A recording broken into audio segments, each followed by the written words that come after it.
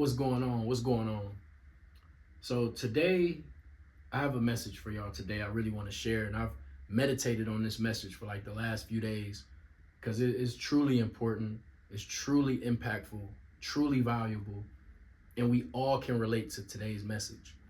Today we're going to be talking about temptation, how to avoid temptation, how to confront temptation, and how to navigate it, because whether you like it or not, temptation is not going anywhere. In fact, in the world that we live in, it's only going to get worse. It's only going to be more temptation, and this is really important.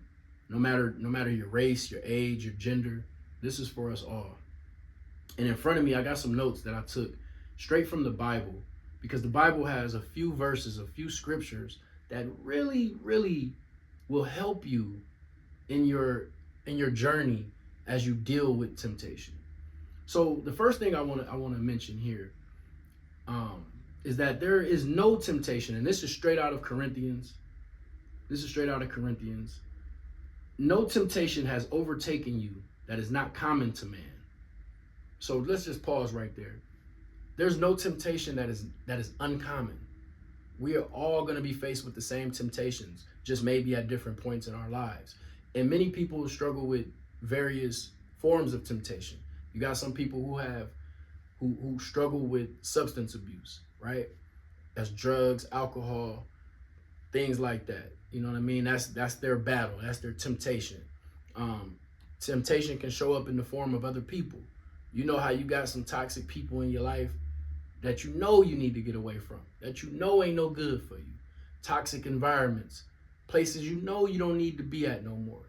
You know what I'm saying? But it's you fighting that urge every day. You want to go back to the block. You want to go back to that bar. You want to go back home. You want to go back over there, and you know it ain't no good for you. That's a common temptation.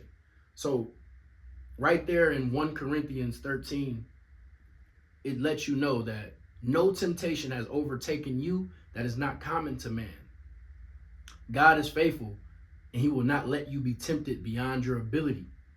God is faithful, and he will not let you be tempted beyond your ability.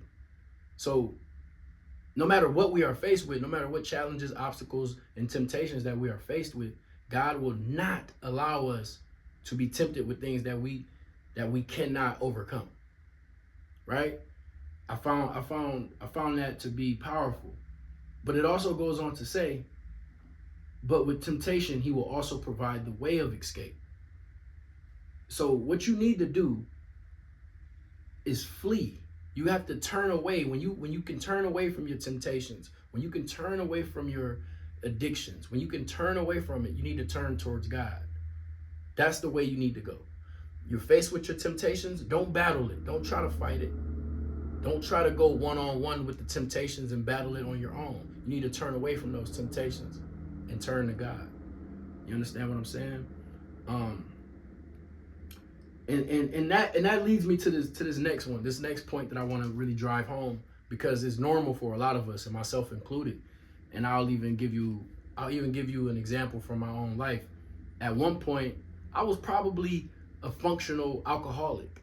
I wouldn't have wanted to admit that at the time, but like that's just really the truth of it. You know what I'm saying? Like I couldn't go out without having a drink just so I can socialize. And when I say have a drink, I'm lying. It wasn't just a drink. I was having too much to drink. You know what I'm saying? Just so I can be social, just so I can feel like I can be social, I can have a good time and things like that. I couldn't even hang out with a girl. If I liked a girl, I felt like I had to have some alcohol to take the edge off, right? That's functional alcoholism. Let's just call it what it is. Let's be honest about it. Um, so for me, the point that I'm making is it was times when I knew that like, man, I gotta flee. I gotta flee from this alcohol. It's not doing me any good. I was getting into bad situations because of that alcohol. I was, man, I didn't wreck multiple cars. I almost lost my life in a car accident because of just being drunk driving. That's putting not only myself in danger, that's putting innocent people in harm's way. You know, that's foolishness. And every time when I recognize that, I would say, man, I gotta leave this alone. I gotta leave this alone. But instead of turning towards God, I kept trying to battle the temptation. I kept trying to battle the alcohol. Meaning, I'd be like, man, I'm done drinking, but I'll still go to the bars. I'll still hang around people who drinking and there's alcohol everywhere. And I wouldn't drink nothing, right? I wouldn't drink nothing, and I would feel good about that. Like, see, man, I ain't got no addiction. I ain't got no alcohol problem. I can still go out and be around all this alcohol and not drink nothing. But see, the Bible warns you about trying to battle your temptations, trying to battle your obstacles. And let me explain what I mean by that. In Proverbs 6:27, it says, "Can a man carry fire next to his chest and his clothes not be burned?" Can a man carry fire next to his chest and his clothes not be burned? Now imagine if this pen was me holding some fire, like something's on fire and I'm holding it right here. At first, it's not gonna burn me. It's not gonna burn my clothes. I'm not gonna catch on fire. But eventually, if I keep holding this thing right here close to me, I'm gonna catch on fire. I'm gonna get burned. I'm gonna get burned. It also, that same Proverbs 6:27, or can one walk on hot coals and his feet not be scorched? You might be able to get on them coals for a little bit. You can walk a little bit, but eventually it's gonna catch up to you and your feet is gonna be on fire. It's gonna burn your feet. And what that means, you're not supposed to battle these things. You're not supposed to try to battle your addictions, your temptations. You're not supposed to do that. You need to flee. You need to get out of there. You need to turn away from them and turn to God. You need to turn away from that stuff. Because yeah, I could go out and not drink tonight. I could go out, not drink the next night. But eventually, if I keep being around that same temptation, I'm just a man. I'm going to give in, and that would always happen.